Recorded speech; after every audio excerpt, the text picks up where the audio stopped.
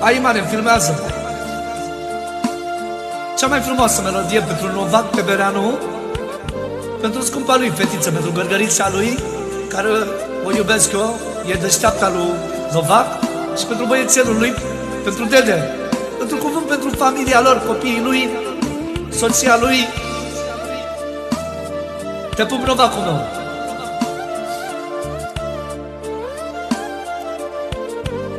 Cea mai frumoasă melodie din toată inima mea. Ia ascultă-mi.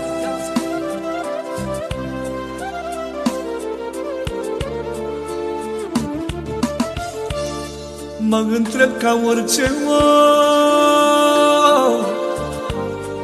dacă vreodată să mor. Novac. Dacă pot să mă mai scol, să-mi sărut copiii în sol, să-mi sărut copiii în sol. Dar cel mai rău m-ar distruge, Novac,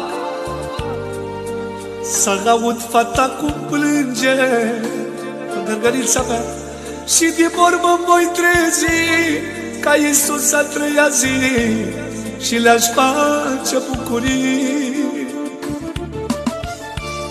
Pentru fată și băiat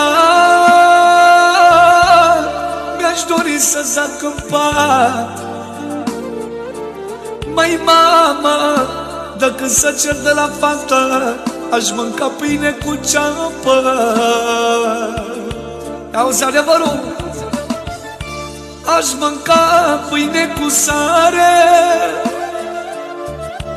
Băiatul meu are valoare. Măi, Doamne, eu mă jur cum e mai rău. Băiatul meu, sufletul meu, băiatul meu, regele meu. Și cum slăvă frumoasă pentru Novac, să-i trăiască copiii lui, gărgărița lui și băiatul lui, dedea lui, puterea lui, inima lui. Să rămână Novacul meu, să-ți trăiască copiii tăi. Mai am strofa aia adevărată pentru gărgărița ta. Să rămână din suflet. Vă pup și vă iubesc, să vă trăiască copiii. Să rămână. Vă iubesc din suflet. Trăiască copiii voștri. Ia-ți Novacul meu. Ce spui tu pentru gărgărița ta? Tu și nevasta ta.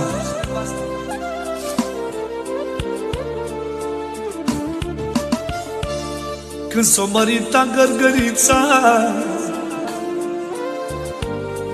nu știu ce bărbat și-o lua.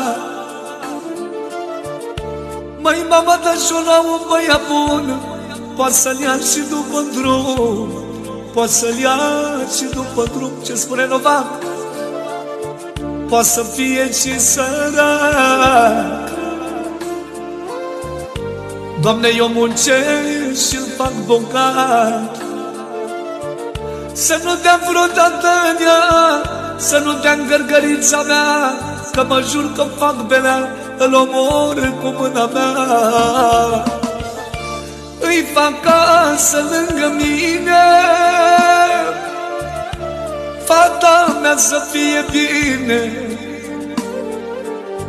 Măi, Doamne, dă să ceartă cu bărbasul, să strige repede la taxul. Doamne, ia-uzi Novac, îi fac casă lângă mine, gărgărița să fie bine.